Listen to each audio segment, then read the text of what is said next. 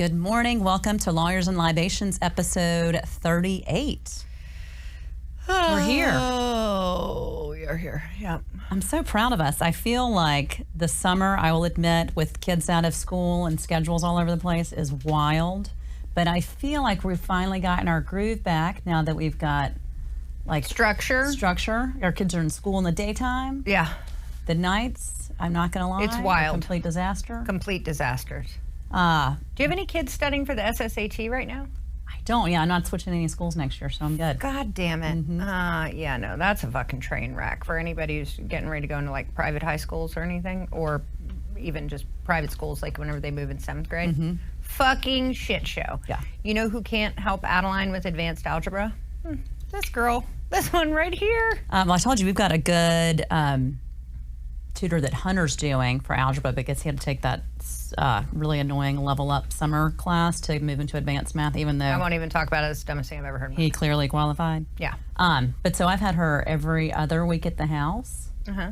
I mean, it's so helpful. And I think them having the one-on-one attention Yeah. to work on advanced math, it's a game changer. They have to have it. So Adeline, so basically they put the biggest emphasis on your grades first semester, 8th grade, for going into a private high school. So I'm like, you've been honor society, 6th, 7th grade, 8th grade, this is where like you get inducted and do all the things. And they're gonna look at this first semester like a fucking champ. So I realize that you are getting a low B currently in math right now. We're gonna need to jump that bitch up. I go, I don't care if you get a B minus. Your second semester, don't really care. But this one, yeah. Nope, you need to get it to an A. That gives me flashbacks to law school, which I'm no. sure for anybody that's contemplating going to law school, Don't. the best advice I got, but that I didn't Was believe. don't? Was it don't? Was don't. Yeah. The second best advice was your grades first semester will impact your job when you graduate from law school. And I'm like, well, that doesn't make any sense. That's the dumbest shit I've ever heard. Yes, I What'd thought you pull? Because I pulled like a 2-3. Oh, I think I was a low 2. Yeah, I was like a 2-3 first semester of law school. But maybe second semester of law school too. It was mainly because they said you have to read 400 pages a night, and I said go fuck yourself because I came from Chapel Hill where I partied and made A's and it was fine. Not so much in law school, and so then they'd call on me in class and be like, Miss Stottlemyre, stand up, and they'd ask me a question. I'd be like, so can I pass? And they were like, no. And I go, well, this is going to be fun for everybody then. Buckle up, guys, because I definitely fucking didn't read. Yeah, so that's not how the Socratic method works. No. Come to find out. Yeah, so I blew first semester. Ended up still getting a decent job for each of my summer internships. But the people that knocked the first semester out of the park, Went big law.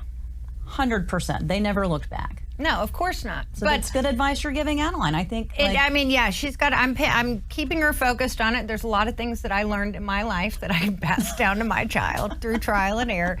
And I feel like the good news is I'm honest about my missteps, and I am fully self-deprecating, and I own them, and I can be like, don't do what I did. If only we could get them to believe us. Yeah, they haven't figured that out yet, but they're working on it. So you just had a super fun trip. Oh my God, I just went to Bourbon and Beyond. It was in Louisville.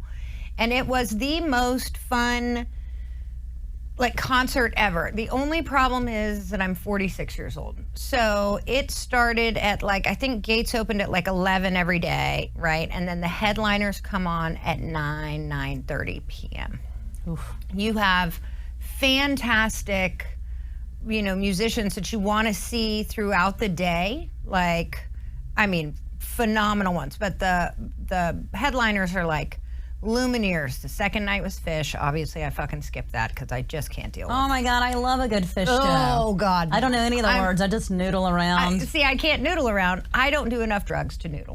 So it was, I want a song to start and then play for 4 minutes and then end and then move to the next song. So the jam band scene makes me want to fucking throw myself in front of a bus. So I left and went and did karaoke that night, and I hustled at pool at a gay bar. I mean, it was fucking so much fun. So we did that during Fish, but you had Lumineers, Fish, then you had Noah Kahn, was there. Is that the cute young one that you DM'd? No, that's Jonah Kagan. He was also there, and he was so good and so cute. We just had the best time. But it was, fucking 95 degrees. And you walk in, there's a huge tent with tons of different bourbon drinks. Like, every single distillery has, number one, they just have it on the rocks if you want that, which, by the way, at the end, I was just fucking pounding just bourbon on the rocks. I'd have died. Yeah, double after double after double. Fortunately, that's like my drink, though, right? Like, you can outdrink me on gin and wine and all of those things that, I can't go near. But bourbon, hold my beer. I got that all day. But it was fun, but it was really fucking hot, is what it was. Ooh, hot in bourbon? I probably would have. It was hot in bourbon. They had some bourbon slushies, though, but it was a great fucking show. But, by the time your headliner comes around at, fucking 9:30, you want to die. Like, it has fucking been hot. There's, not huge amounts of, fans everywhere. And it was just warm. But it was a lovely, fun time. I love that you're still hip enough to go to I know. Look at me. I was really proud. Fish. You know what I like about a fish show is nothing. Because along with a bunch of good hippies that are high comes really good munchy food. So I just love getting grilled cheeses. They have really, really good. They had great food there as well. I kept pounding mozzarella sticks to help absorb the bourbon. I don't even know if that actually worked, but it was delicious. And I went with some really great friends, and we just had a fucking blast. But I fell into a heap whenever I got home. I was so tired. Oh, I'm sure. Yeah. So whenever we were back, we had the tragic Charlie Kirk murder shooting. And while I think pretty much everybody who listens to this podcast knows my political leanings pretty clearly, I'm against all gun violence, and I don't think really anyone should fucking be killed. Also on live TV, that would be horrendous. And I feel terrible that his children now grow up without a father, and that makes me sad. The only thing that irritated the fuck out of me was some of our colleagues and just people that we know that were so outraged by it, but were completely quiet when the Minnesota lawmakers were murdered in their home, along with their golden retriever. No one did really flags at half-mast or had big memorial services that cost $10 million. And so I think kind of the blatant hypocrisy makes me want to fucking vomit. Again, I'm against all of it. So I can 100% say, still against all of it. I think it's all fucking tragic, and I don't think there's a place for political violence in our fucking system. No, I agree. And I wish that was the message that was coming out from it, right? And clearly that you and I both agree on guns. Yeah. I don't mind if people have them, but I do think that they should be clearly regulated. I think people should have gun safes. You shouldn't be able to get a gun more quickly than you get a passport. Right. I'm sorry. Nope. You shouldn't. Nope. And stuff like this shouldn't happen. And I wish, it's frustrating seeing kind of school shootings be kind of swept under the rug and are just commonplace now, and not seeing the same outrage at those. Oh, it's outrageous. So I do think that, after Sandy Hook, I think the only opportunity for change would have been if they would have brought in the pictures and shown the pictures of the children at the school to the legislature. I think that would have changed something. I think laws would have been made. But Charlie Kirk was shot on live TV. So people saw that. And I believe Hunter saw it. I mean, Hunter saw it. Hunter's devastated. The kids saw it. Yeah. I mean, it's absolutely fucking terrible. But for actual gun change, law changes to be made, you can't sanitize it, right? So they needed to bring in the fucking pictures of the children slaughtered in their fucking school, and they needed to show it to the fucking legislators and let them fucking say, no, we choose guns over this. Well, and it's shocking how, I wonder if it's social media or just how much media has changed in general.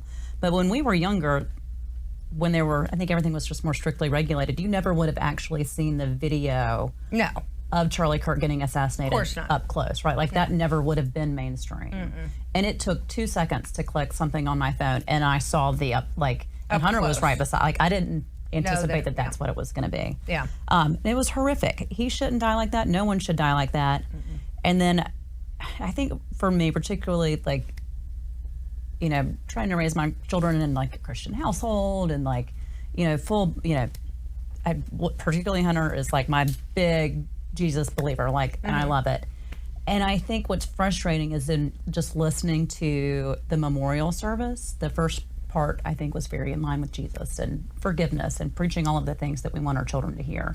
And the second half was not. No, it was, And I'm so going to that's persecute my hard. political opponents and destroy all of them. Yeah. What in the fuck? And I wish that was not the message we were taking. I wish the message was, can we talk about gun regulation and can we all just quit acting like this? Right. We're better than this. Well, I think any other administration in the history of the United States would have actually taken that moment to try and mend bridges and bring the country together after a tragedy like that. Alas, not so much with this one. So that was horrendous, and again, against all gun violence. So, speaking of Christian values, though, I believe today was the rapture. We were supposed to be raptured. I'm still here, so I guess I'm not preaching good. See, but this was the thing. I actually think I have a higher chance of being raptured than 95% of the so-called evangelical Christians out there in my following of teachings of Jesus Christ, of being a good person and not being judgmental and defending those without a voice and being inclusive. And yes, I say goddamn a lot, but there are a lot of reasons to say it at this point. So it was really going to be funny if I did get raptured and my asshole friends that are very hypocritical Christians, just like, they were like, damn it, did Sarah make it? Fuck yeah, I did. Oh my gosh, I would have died if I were sitting here alone. Like, would there have been a sign that you'd been raptured? How would I you think know? my clothes would have been here. I'm not really sure. What if you get raptured during the could happen podcast? right now. Like, I could just end up with like my clothes left here. You can have my heels. But they'll be a little big for they're me, a but I little can make big. it work. Yeah, I can that's put on true. some long pants. But yeah, I think it's fucking hysterical. And you know, I was fascinated by it. People were dead fucking serious about the rapture, though, that was happening. But they also said it was something like 144,000 people, right? Which I don't know. I don't think that's actually going to include anybody in the fucking United States, because most of them are fucking bigoted assholes. So I would look maybe to like the South American countries and stuff, to like the people who are like really devout followers of the teachings of Jesus Christ. Not materialistic. No. Yeah, definitely the U.S. is a Yeah, I think hotbed. we're all fucked. So maybe it did happen, just in a different country. But I don't think they fucking took anybody here. I think we're just all see. fucking dicks. Yeah. But you know what? If it happens during this show, I can't wait. Yeah.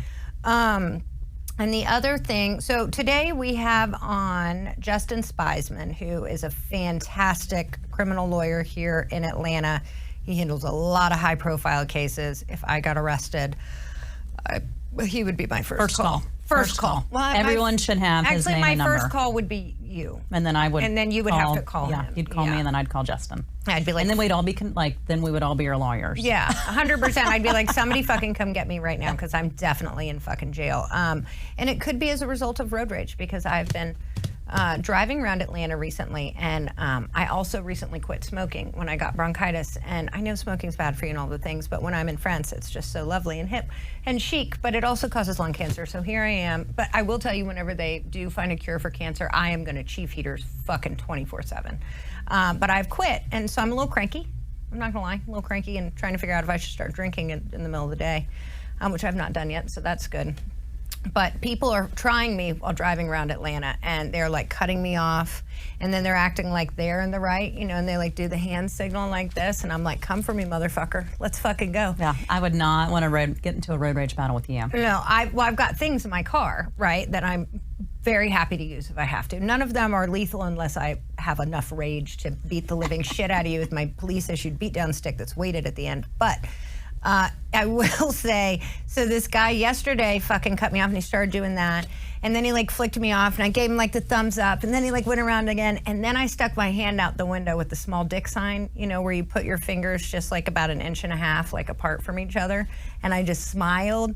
Fucking, I think his head might have spun around in Exorcist style. He was so upset, and I just giggled. I giggled. I mean, I bet he was upset because it's true. Oh, it's definitely true. He was like in some sort of terrible little like, I don't know. Remember like the rabbits from the 80s? He was in some kind of car like that. I don't know. Definitely Did it had have the flowers? Yeah, definitely. Oh, like the washing of the car. Yeah, the beetle bugs. Yeah. I don't know. He fucking needed his ass beat, though. Fortunately, I did not do that. But if I did, I would call Justin Spizman. Absolutely. So let's get him on here. I think he's got some great info. I tell you again, he's my number one go-to. Fuck if yes. something's going wrong, or if I think it's about to go wrong, this is who I call. So we'll be back in just a few minutes with Justin. Well, we are so excited to have our friend Justin Spizman with us. Hi, Justin. Hey guys, thanks for having me. Welcome. We're thrilled to have you. He is like the most interesting, elusive man in the world. We have tried to get him on here multiple times, and his schedule is fucked because he's constantly representing alleged criminals. Yes, all alleged. No one is See, actually I just guilty said- of I these said offenses. alleged. No, Yeah. you did it right. Look Everyone at said me. criminals. You're not criminal until you're convicted. Exactly. Right. Alleged, and usually if you're representing him, they're going to stay alleged. So we love you Yeah. for that. We were or just wrongful. Wrongful. It's all obviously wrongful. wrongfully Wrongful charged. arrest, wrongful wrongful conviction. prosecution, and then hopefully a dismissal if we're so lucky. Yeah, so we were discussing how you are our first call if and when we get arrested of. I'm just going to be like, fucking, can you just come get me out of here? Yeah, I don't. Orange is I'm not in my the bond. color. I'm not in the bail bonds business, but Yeah. like once you get home and shower up, like Yeah. I got you. Well, so Rebecca's going to get me out. Yes, that And should be your then, first but call. she's going to call you Right. during it to Like, see what should I need to actually get her say. out? Yeah. No. Is this so bad that I should just Right, so let is her it a better stay? policy just to let her, like, does she need a little bit of sit down time? This is bullshit. I do not look good in orange. I do not want to wear Right. orange. It is not my color. But I would have the whole place unionized in about fucking like 3 or 4 days. Like me and Mary Margaret Furtado. Yeah, You yeah. fucking throw us in a goddamn jail system. Oh my gosh, they would just let you out. They'd be like, They'd be like, Yeah, they'd be like, you Get know that what, out. like, This is not- unsubscribe. Yeah, Whatever yeah. crime she committed, Can it we isn't send as her bad as back? having her here. yeah, send them Right. fucking back. Yep. so you brought us a fun cocktail. Yeah. What'd you Well, bring? In a shocking turn of events, he told me that I had to bring liquor. And I mean, it is Lawyers Libations. but I actually It's thought a about requirement for all guests. You have to bring a surprise drink. And so, but you brought it, which was good. Yeah, that was like kind of a last minute thing that was Mm-hmm. never part of the negotiation here. And so Rebecca's like, hey, you got to bring like alcohol. And so first thing I think to myself is like, I feel like I'll be very judged if I just am like walking around with like a bottle of liquor at like, You're not. I don't know, 11 o'clock. We but do this regularly. No, I mean, until I get into this room. Like, I Yeah. know in this room I'm amongst my friends. Your but people. Before that. So, Yeah. yeah, so I broke it down. I'm a tequila guy. So I bought this, we can turn it around because that's Yeah, a yeah. really Oh, cool it's bottle. beautiful. What'd you Yeah. get? Yeah. You can see it's like, he's got his face on it. Oh, he's It's cute. called Ray Soul, and it's like a very, very, very good extra anejo. So we were talking about it, Jewish New Year, is here. Yes. And so like I thought to myself, Happy New Year's supposed to have like apples and honey. So This like could be sweet like and healthy New Year. So I was like, apples let's and get some honey. tequila that has some like, barrel notes and Yeah, something that's a little yeah. sweet. So I'm in. This is a good one. I love tequila. Thanks. Yeah, this is good. You probably, I don't know, maybe you know good tequila. This is good tequila. Well, we had a tequila testing a few years ago at a Willig seminar, Yeah. and this super cool guy who's an attorney up in the Northeast, cannot Thank you, remember his honey. name right now, I'll pour a but splash. he brought all of these like small batch tequilas to taste. Yep. And I'd always had it on ice before, and he was like, no, you should be drinking Yeah, you don't. room temp if No, you're drinking no. the tequila. So I love Well, that that's what you're- they say about bourbon too, but I still put it on it. Yeah, so like think about this as like think about this as like bourbon. Like Cheers. if you like bourbon, you'll like this. You can actually like smell it first. It does. Oh, it smells It's got some Smells like like bourbon. like a burnt Smells like agave. bourbon. Yeah, and like some peach and cinnamon and some like deep It's very barrel similar notes. to bourbon. Yeah, it should taste and feel like a lot Yeah, like bourbon. it's like really, really good old like dark rums. Yep. And bourbons. It's actually and finished tequilas. in It's French casks. cask. Yep. So that's where you get the brown and like Knew it. that's a good bottle. That's a single barrel extra anejo. Like that's some good stuff. It's like, yeah.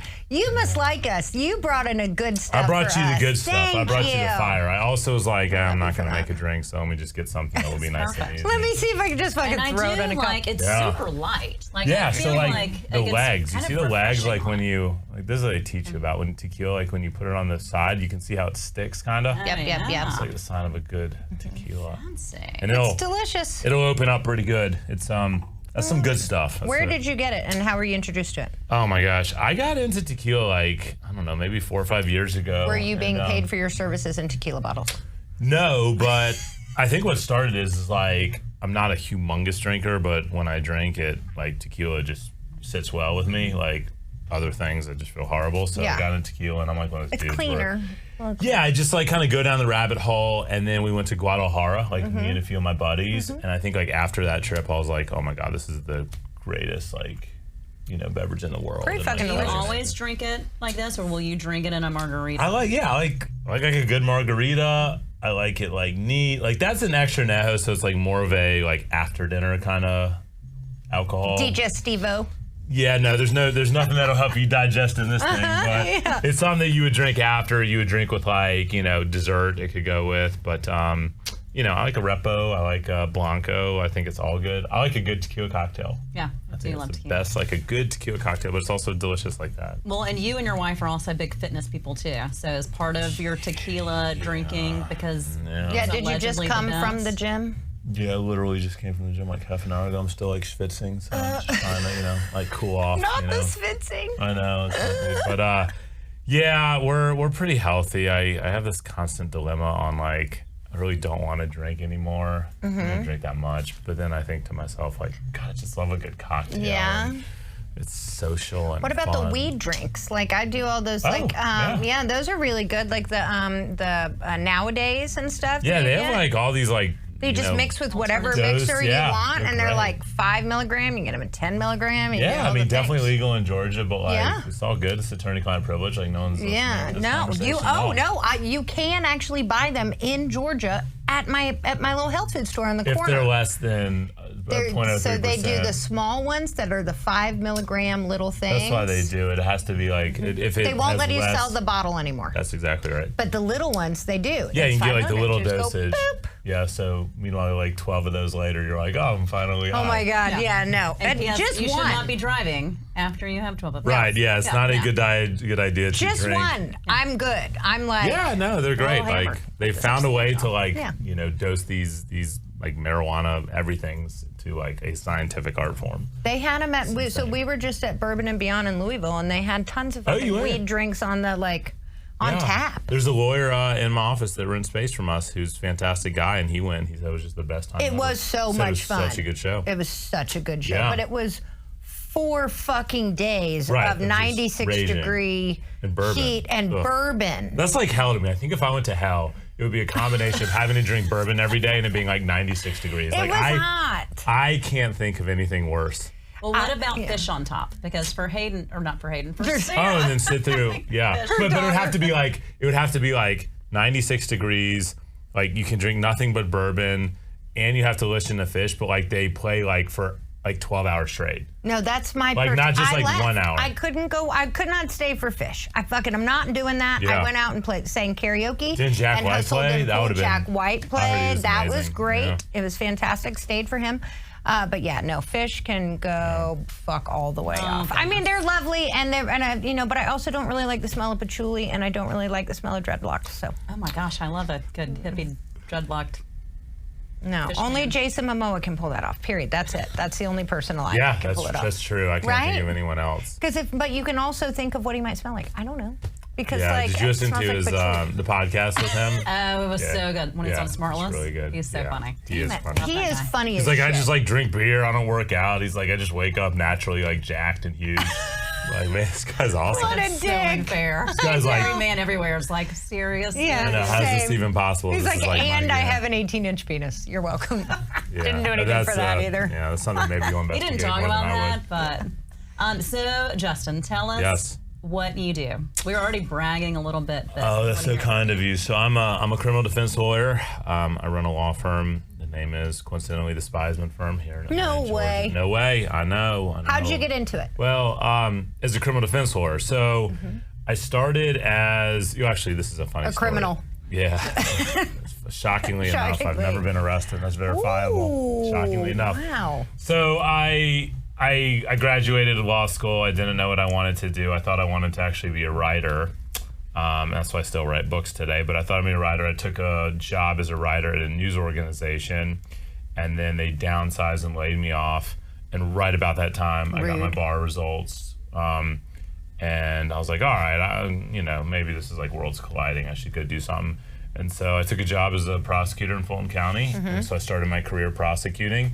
And I got into a courtroom and I just loved it. It was like, I'm like, all right. And it was like what I'm supposed to be. Like for all this qualities and skills I don't have, like, This is what I'm good at. I'm good here. Yeah. Like, I'm good. And so, and then I just started losing trials left and right. So I was like, maybe I'm not so good. Maybe this is not what my calling is. But I felt alive. Yeah. Like that's all that mattered to me. I loved it. And so I did that for 2 years, and then I flipped over and I actually coincidentally went to work for a workers' comp insurance defense firm, and I met a lot of. That was where mine was? Did you go to mine? I don't know. What was yours? Was it in Marietta? No.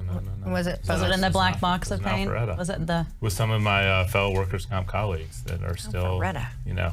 Can you tell us? We said where we were. Yeah, it was Jeremy Wagner. It was, Oh, yeah, we know those fuckers. Yeah. So they I actually, funny enough, I met one of the lawyers was in court, like representing like his girlfriend on a traffic ticket, and I was the prosecutor.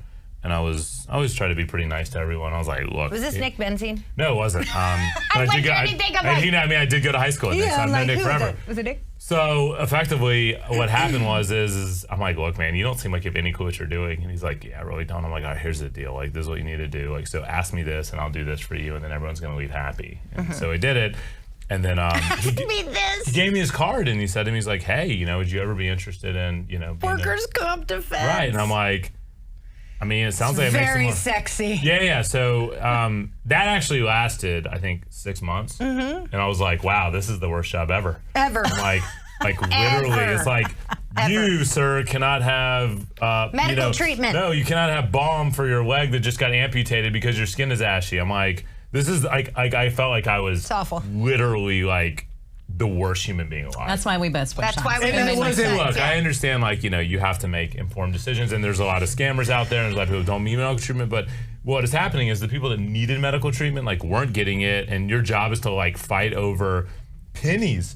And I did not feel good about it. It's fucking terrible. I didn't feel like my calling. It's a soul suck. I didn't love putting people in jail. I didn't love, you know, not advocating for people that were injured or hurt. For letting people, you didn't ever want your clients to say, yeah, starve them out, let them drop off auto pay like some of my bosses did. Right, it's just, I don't know, I felt like I was selling my soul. And so they called me in one day, I remember, one of the partners, he's like, hey, I got great news, you're doing great. I want to give you a $10,000 raise. I was like, I quit.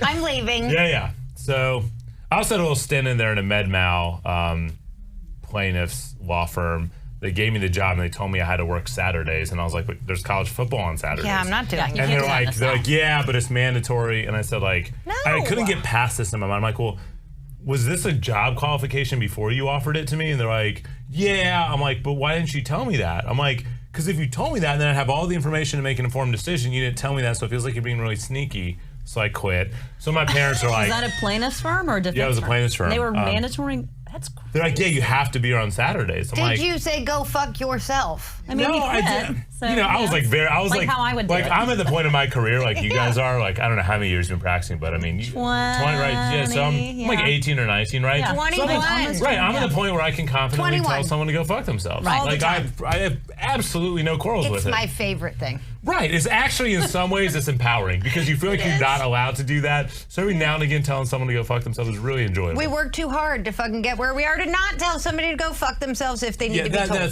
That's exactly right. So, but at that point in my career, like, you were still a little bit of a baby. Yeah, I was scared, and I was like, I don't have a job. But I was like, I couldn't get past the fact, and this was circa 2002 or 3 when Texas was like on the, you know, when I went, you were about to win the national championship. Like, it's like college football was really important. And you had Mac Brown. You're welcome. Well, yeah, we don't. Yeah, you did. Those are bad years. Well, they got worse at Carolina. Yeah, that's right. He did.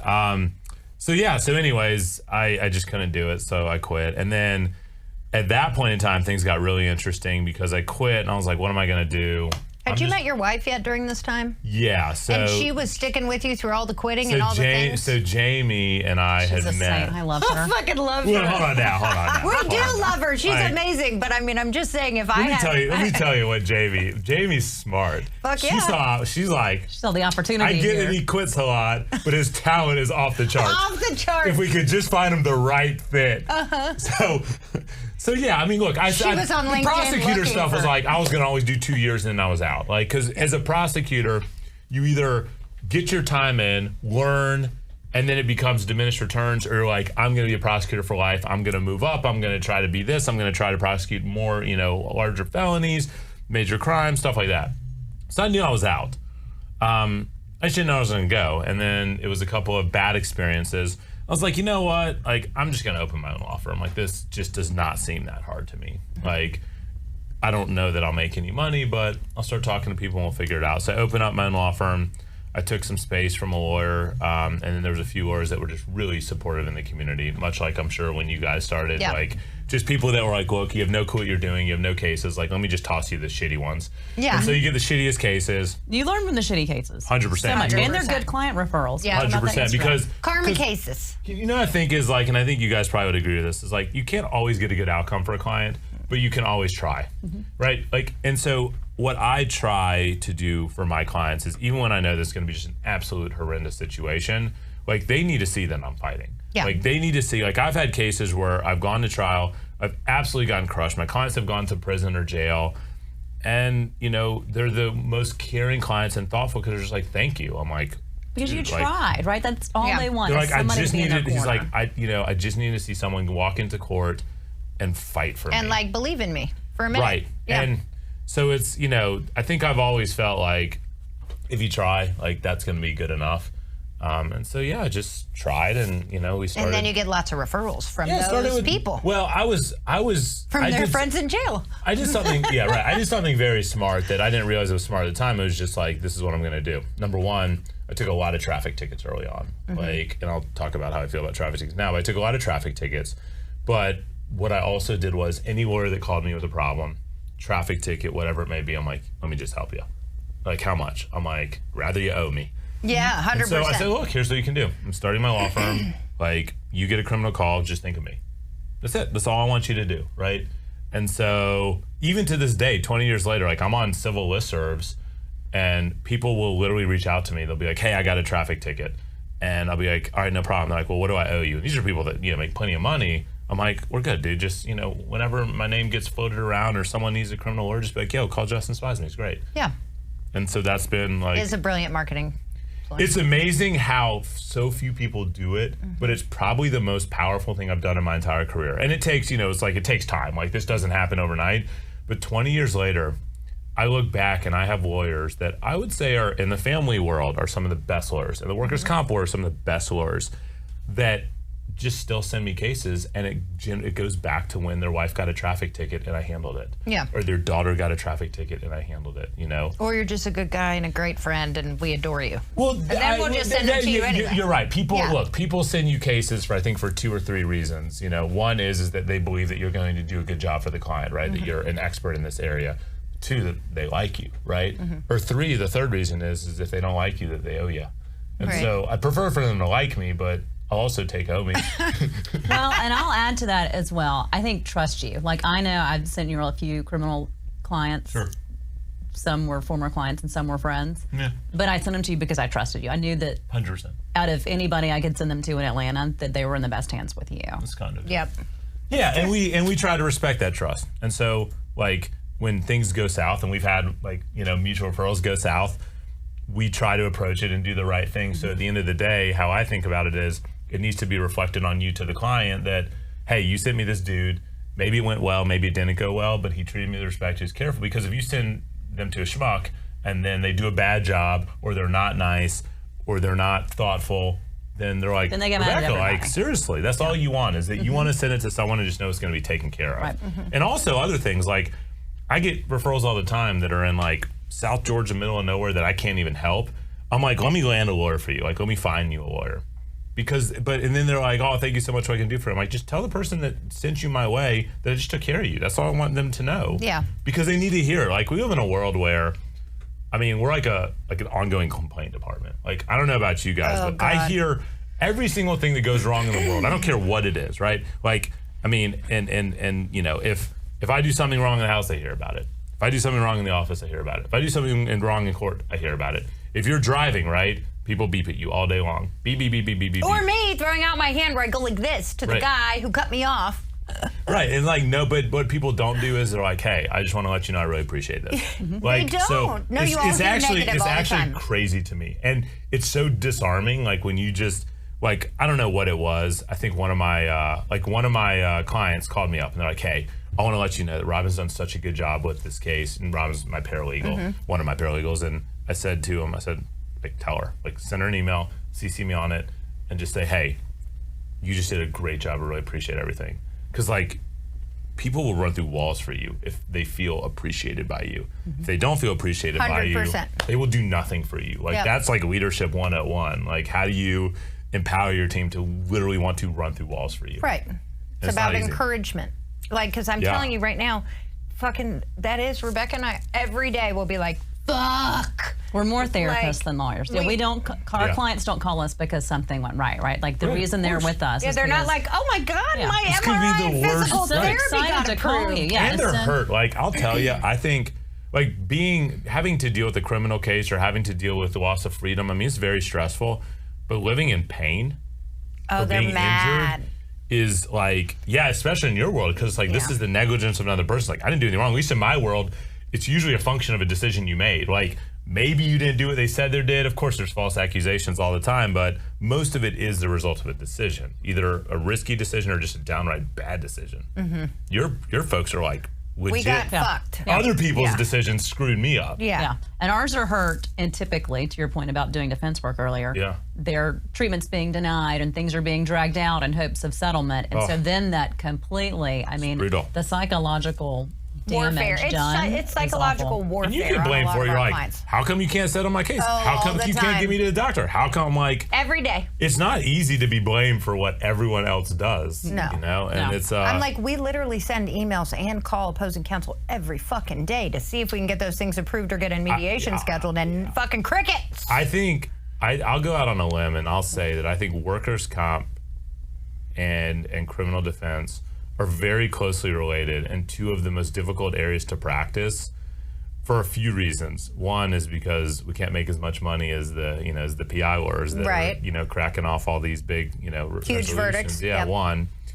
Two, you're blamed for all the things you can't control. Like in an injury case, it's a little bit different because it always feels like there's like there's like that pot of gold at the end of the tunnel, right? Just be a little bit more patient, it'll be okay. Your client's like, you're like, just be a little bit more patient so I can get you an MRI so maybe you could have back surgery so you could walk again. Right. Like, that's the pot of gold. Yeah, like, that's the pot of gold. That's the pot of shit is what it is. It's like, congratulations, your case is picked up, now you get treatment, and they're going to return you to work. So there is no pot of gold. Right. But you have to sit at this desk and, you can't do anything. Count paper and then, clips or maybe we're going to get you a little bit of money, but you have to quit your job and you can't ever go back there. It's just... It's a bad fucking sale of goods. Terrible system. And they also don't understand, like, say if you've got comp and you don't have like a companion personal injury case with it, right? Like I'll have to explain to some of my comp clients, I'll be like, listen, one of the biggest settlements we got was for a woman who had an amputation and she got $425,000. She lost her leg. And she was max comp. I mean, like, done. Insane. But she got, for a PI case, she got $7 million because, as she should. Fuck yeah. But to the poor comp client, they're like, wait, you're saying that my back surgery that I've now received, that I now have permanent limitations, I can't go back to work, I fucking lost my car, my wife fucking divorced me, like I got arrested for failure to pay child support, and I get $110,000? And I'm like, yeah. That's the conversations we have with, these are conversations you're like, think about it from the client's perspective. Would you take $110,000 and then go through all this shit right here? Fuck no. Absolutely no. No, it's really hard. And then they say, I want my day in court. I go, for what? There's not one. There's not a day in court. Right, and think, like, same thing. Like, what's my day in court? My day in court is the best case scenario is a jury says you didn't do it. That's my best day in court. After you pay all the money, after you sit through a jury trial, after you lose years of joy off your life, after you potentially lose your freedom, after you potentially lose your family members, just for a jury to say, you know what? We don't think he did it. We don't think he did it, right? And I would imagine for you, because we don't have juries in workers' comp, how hard it is to put your trust in 12 people to make that decision. You've got to have the right people. And obviously that goes into jury selection. It's so complicated. You'll love this story. So I have this thing. I don't stand for a lot. Like, I'm not a soapbox kind of guy, but I got this thing about jury service. And people call me, they're like, hey, can I get a jury service? I'm like, absolutely not. Move your ass. I'm like, it's show your up. job. It is your civic duty. I'm like, because here's my thing. Like, look, I'm not like God bless America. I'm not like pounding the table and all that stuff. And we got a lot of things to work on in this country, but we do have the best system for someone that is navigating a criminal charge. Like, if you think about all the other countries in the world and you start listing like how they deal with someone accused of this or that or this or that, half of them they just go ahead and kill you, right? Yeah. The other half they gonna cut something off, right? And then you're left with like a few like modernized countries that actually will give you something that looks like due process. But our due process, while still tremendously concerning in a lot of ways, like, think about it like this: you get all the information that the government has before you go to trial. You get to talk to what should be a reasonable prosecutor in pursuit of justice and try to resolve the case without going to trial. You have an unbiased judge that's going to apply the rules of law, and if they don't, you get to appeal it to multiple courts in the United States of America to get someone to say, no, you were wrong. And then after all that, you get 12 people that all have to agree. All of them, right? Think about 12 people. Let's take any random 12 people, okay? And let's do this, right? What's your favorite food, pizza or French fries? No chance they'll agree. No chance. Right? Okay, like 12 people. What's your favorite sport? Basketball or football? They won't agree, right? Now, all 12 of these folks have to agree that you did this beyond a reasonable doubt. Like, so there's a lot of safeguards in our country before someone actually gets convicted of something that they potentially didn't do. And they get a free lawyer if they can't afford one. Oh, by the way, right? Yeah, I get it. You know, some people think these public defenders aren't all that good, and that's not even true. Like, some of the best lawyers I've seen in the state of Georgia are PDs. Are they overworked? Yeah, they're overworked. Yeah. But are some of them the most? Because this is like there. You want to talk about angels, right? They're doing God's work, right? I'm getting paid handsomely for what I do. They're doing God's work. So even then, you got 12 people that got to say yes or no. And so I have felt, and I probably tried 150 cases to verdict, and I felt that juries have gotten it right based on the application of the standard and the evidence, probably 95+% of the time. Wow. If not even more than that. Mm-hmm. And that's just like analytical data. Yeah. Obviously, you know, a lot of the data that we have about people being wrongfully convicted of things occurred a long time ago.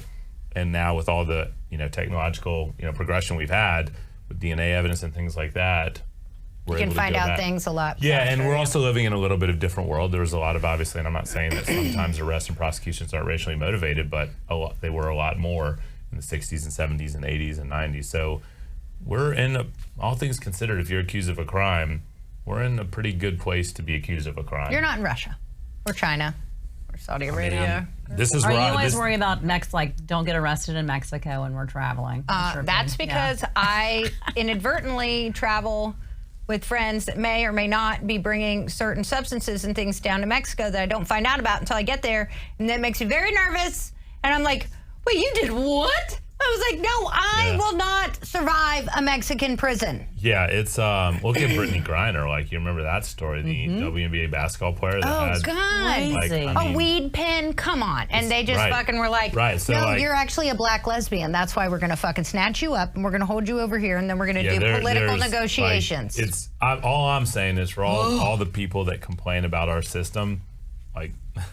Careful what you wish for. But that's the reason why I won't. You know how much I travel, obviously. Yeah. I go on as much as I can. Yeah, of course. But I will not fucking go to Russia. I would like to at some point. That would be fantastic. I'm not fucking going to Russia. I'm not fucking going to China.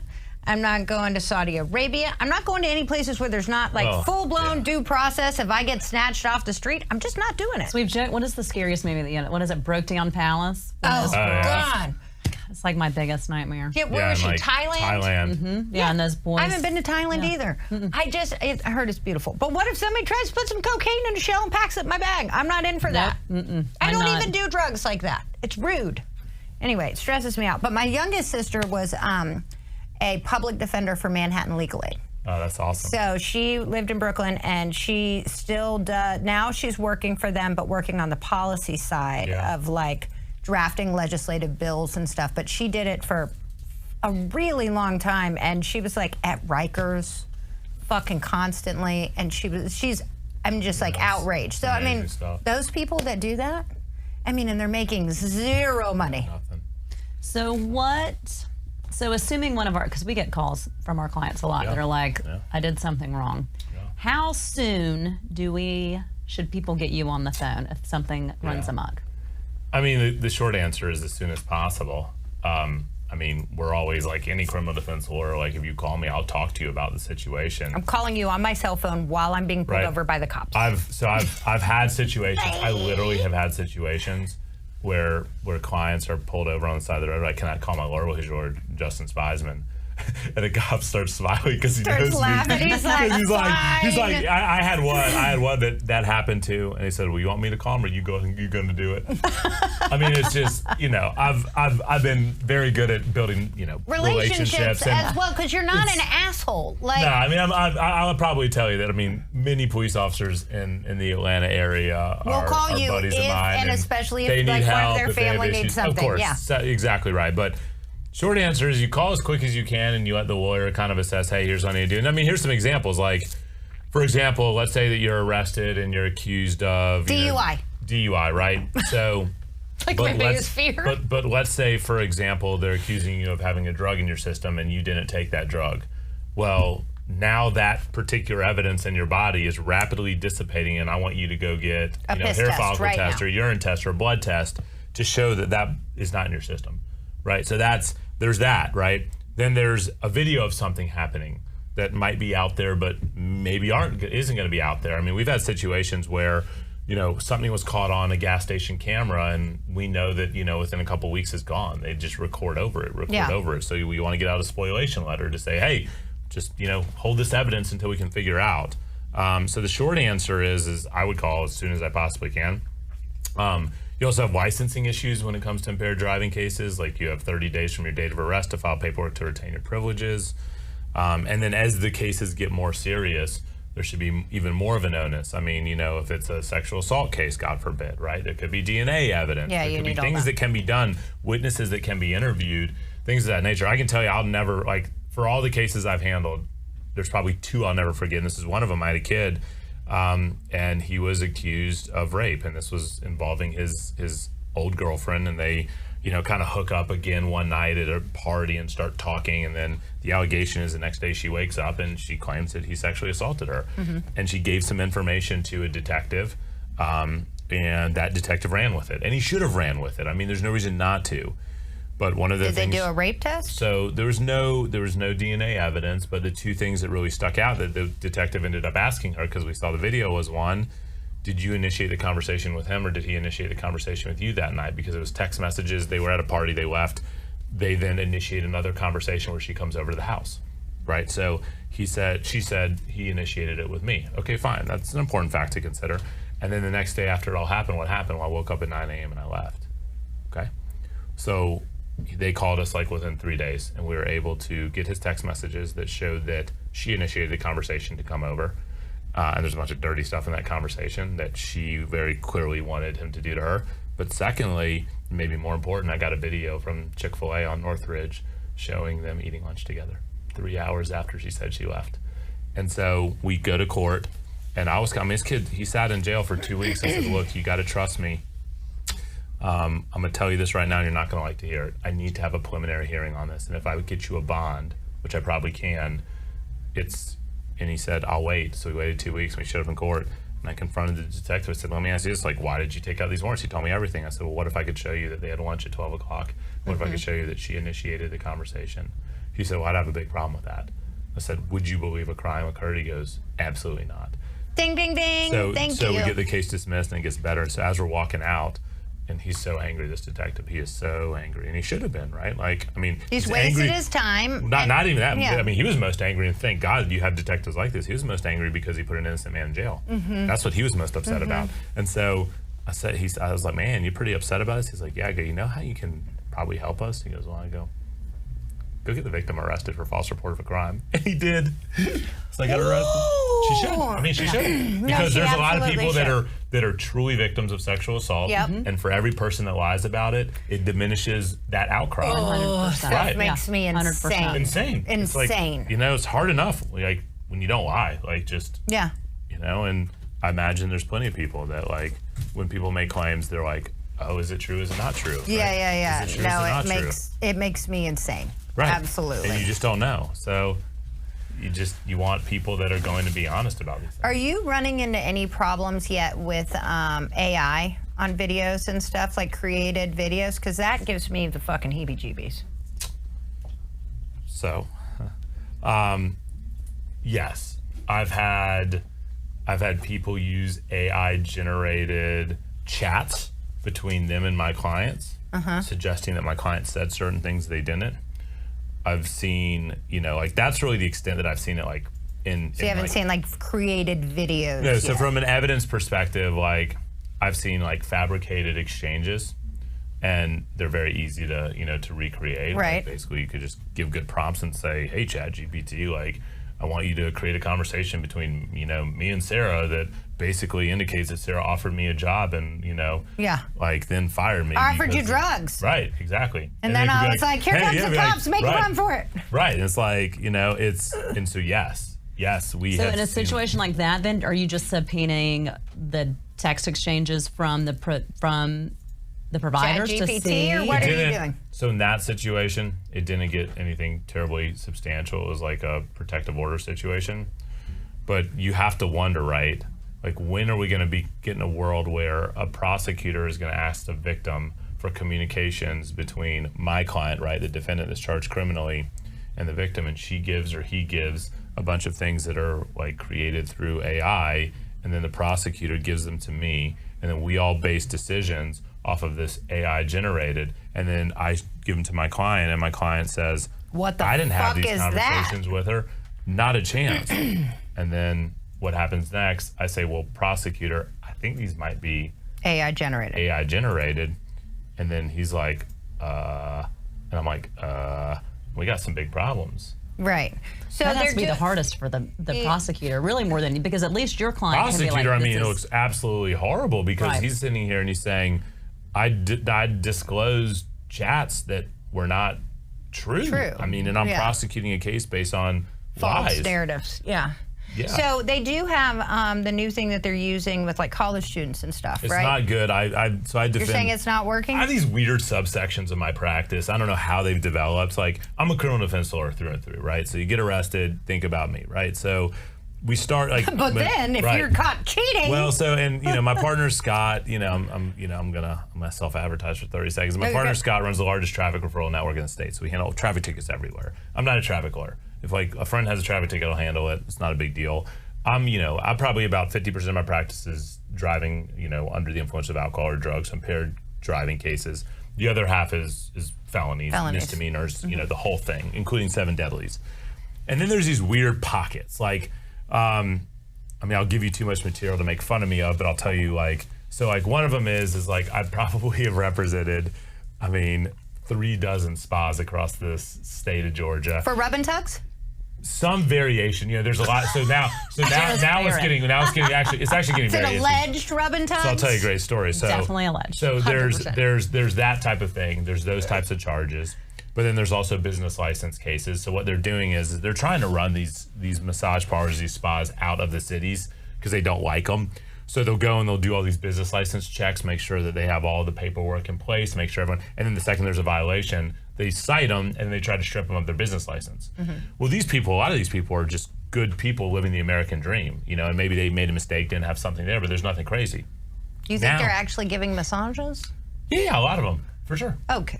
Oh, no, for sure. No. There's bad apples, but I go to lots of those places because I've got a bad back. So I'm in for that. There's a couple in not too far from here that are very reputable. Yeah. Like the Relax Center I go to in Brookhaven. I love that fucking place. But there was definitely a place 3 doors down from our old building that I swear to God was like a sex trafficking ring. Well, it had the right colored line. It had the red line. Yeah, the ones that have a neon spa. Come on, dude. I literally walked up next to a cop because he was parked. It was right by the Aldi. And I walked up to him and I was like, excuse me, and knocked at the window. I was like, dude, are you ever gonna fucking do a raid in there? Because what if there's 14-year-old Asian girls? Well, it's a resource issue, right? So we're seeing this. That's what he said. Cobb County's doing a lot of them, and the smaller cities really do a lot of them. So I've represented all these spas, and once you're oh, that's the guy that handles all these things, everyone calls you, and so.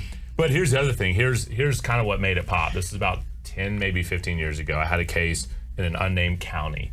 And my client comes in, and this is Chinese woman. She speaks very little English. He's like, he assaulted me. Like, he put his hands on me, and then he gave me a ticket for touching him. I didn't do anything.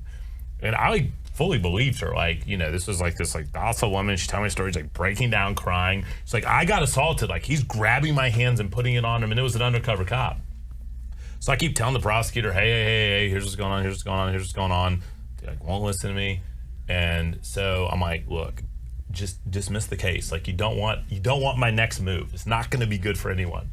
And so he's like, want to dismiss the case. So I handed him a subpoena for the cop's wife. Oh. And that case got dismissed real quickly. Ooh. I said, I'm not going to serve her, but I'm going to give it to you, and I'm going to give you 24 hours to make the right choice. You got to go talk to your cop. Ooh. Right, so this is why you call Justin. Well, I don't know. I'm not as smart, but I'm really creative. So like that, and then so school cases. Like, I do a ton of tribunal work. So kids that are accused of violating, the rules in private and public schools. It's mostly public schools because private schools they're like contracts, right? So they can just terminate your contract at any point in time. You're a student at will. That's exactly right. Yep. It's exactly the way to think about it. But public schools, they have a duty to educate. So because they have a duty to educate, there's this whole process, the tribunal process, and so I handle a lot of those. And now what's kind of fallen off from that is all of these allegations of cheating. And so it's not just AI, it's also like a child will be able to take a test from their laptop, and they'll be sitting there on their laptop, and they have this technology on the laptop that prevents them from being able to accessing other apps, and then they're looking around. And they're looking to the left, and looking to the right. You'll appreciate this. I had a cat one, right?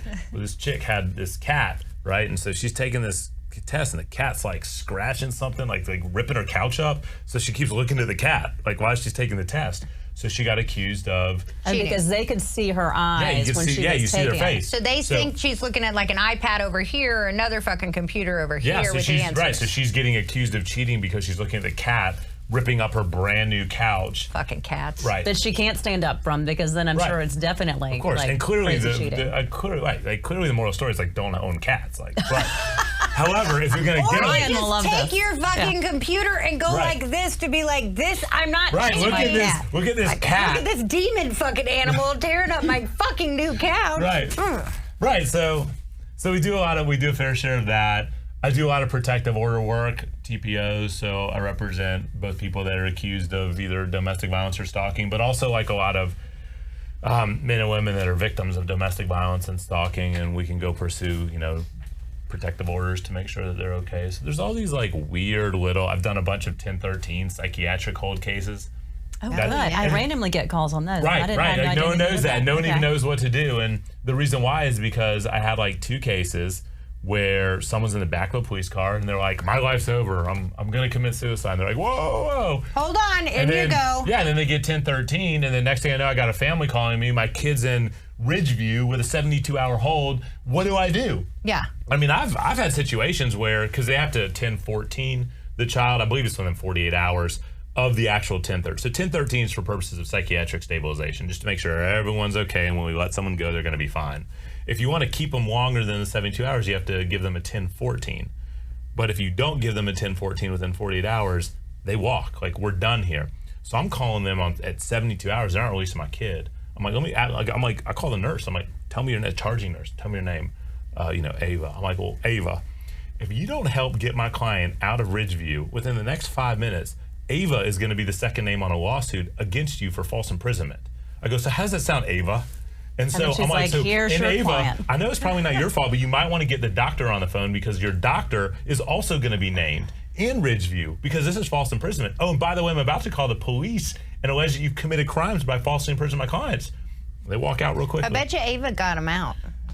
Well, yeah, because Ava's scared, Ava's like, fuck this shit, I don't get paid enough. I feel bad. I'm like, poor Ava. She's probably very, very nice, and she's trying to make a living. She's gonna have to be doing it wrong. Asshole lawyer is like threatening to, file a lawsuit and get arrested for false imprisonment. But I'm like, look, She's got her own 1013 at this point. She's like, I view myself as like a dumpster. Like, if you don't know where to put it, they're like recycling bins. You have glass, you have aluminum, then you have like everything else. That's where all the shit goes. So that's you. I got that. I love that. got that. Where all the shit goes. Just throw it in there. I got you. We'll figure it out. Okay. So before we wrap up, you do have a very cool hobby. Writing. Oh, is that another one? That is it. Yeah, That's it. I didn't have yeah, another one. I want to That's the one know. Yeah, it's I not mean, really- besides collecting fucking delicious goddamn tequilas, but So tell I don't me, know. tell us It's about your not. writing. It's definitely a profession. I practice law 90% of the time, but I write about 10% of the time. About 20 years ago, I got an idea for a book. I'm very fortunate. My mom's a New York Times bestselling author. It's just kind of in the blood. Sounds and I call awful. it's awful.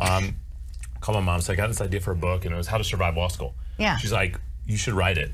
And so she didn't do anything other than to say, look, if you have a great proposal, I will introduce you to an agent. And she did, and I got a book deal. And you want to talk about full circle stuff. So at the time, my mom was running a program for Turner called Think About It, and they would bring in like an influential speaker every month to speak to the entire employees. And so one time they bring in George Ross. George Ross was a senior exec counsel for Donald Trump. He was the old guy in the boardroom on The Apprentice. Okay? Yeah.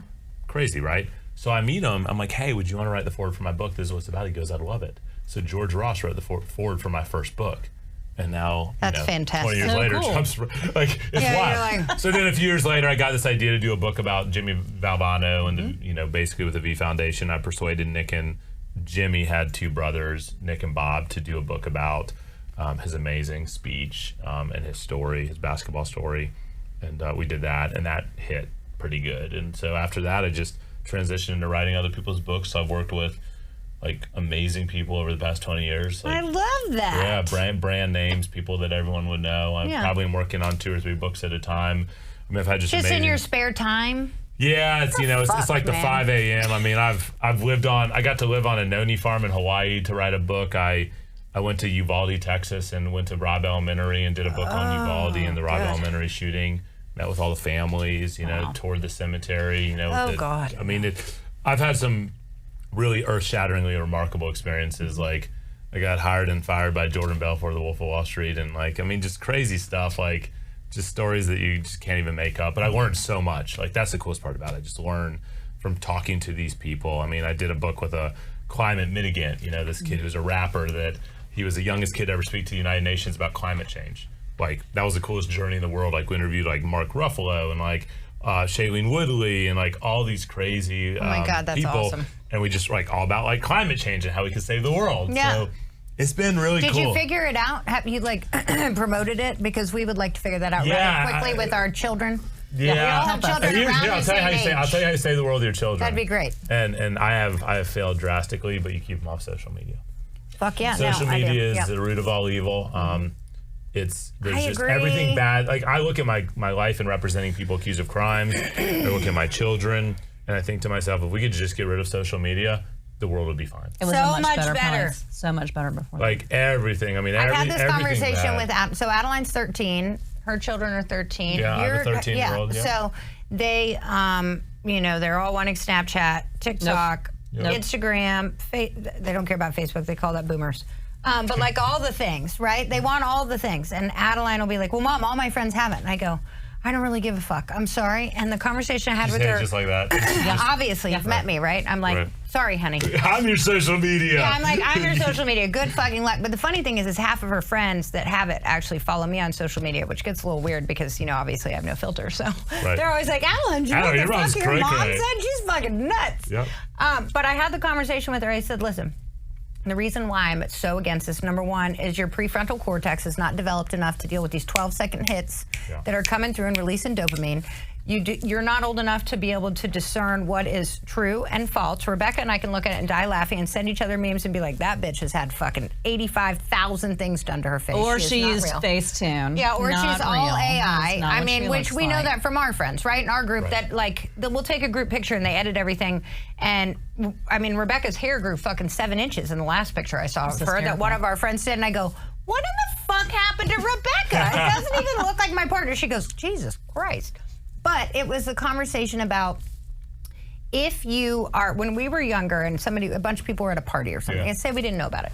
That sucks. And we'd find about it the next day and we'd be like, womp womp, that's not fair.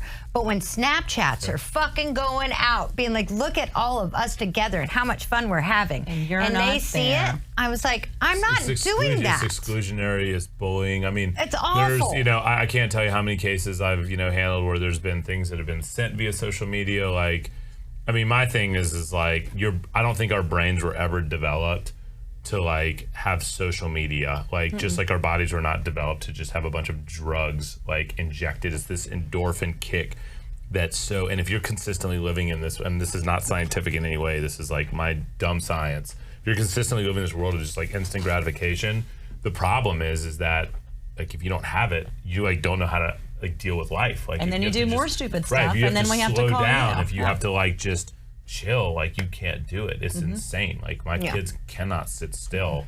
They can't watch movies like we used to watch. Like everything is, their entire like ability to think and focus is completely different than we were at their ages. It's so complicated, and then just what they're getting and the amount of it. I mean, some of it's like but it's just fucking awful. It's really horrifying. Well, I do know you and your wife very well, and fucking I adore your wife. We've traveled with her, and she is funny as shit. She's the I'm fun sorry, one. but you hit the lottery Oh my with God, that I one. You really did. You way outkicked your coverage, and Very she's much so. fantastic. But you She guys is are fun. great parents. Thank you. You're a fantastic fucking lawyer, and we will make sure everybody calls you anytime we have any fucked up shit going on in our lives that may involve the police of some sort. What's the best way? Obviously, don't give out your cell phone, but give us your website Dear God, and your don't do main that. number. Oh, it's on there. It's easy to find. I'm going to make them work a little bit to get it, you know. But it's the website's hsflawfirm.com. Justin at hsflawfirm.com, and our number 770-685-6400. Do you have after-hour people that answer? Yeah, we have 24/7, and like my phone number is really easy to find, except for stalkers. I've got it. I'm not hopefully, fucking but worried about it. Yeah, I mean, I'll be like, hello. I have it. we do a good job of. I mean, I've had everything from at 11 o'clock, 10 o'clock at night when I was at a Hawks game. Someone called me. They're like, "Hey, my dad's being investigated right now. He's at a police jurisdiction being questioned for a murder." And I'm like, with my buddy, I'm like, "Hey, I gotta go."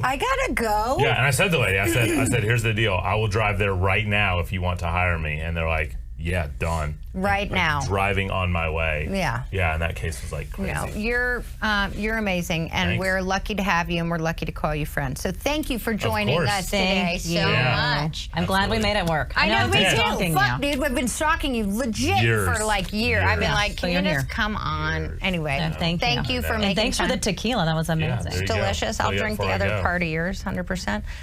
It was lovely. So thank you all for joining us today on Lawyers and Libations with Justin Spizman. You can find us on anywhere you get your podcasts, on Apple, Spotify, blah, blah, blah, all the things. You can also follow us on Instagram, because there's some really funny clips that sometimes get made that are generally highly inappropriate. But we will see you on the next episode. Thanks for joining us.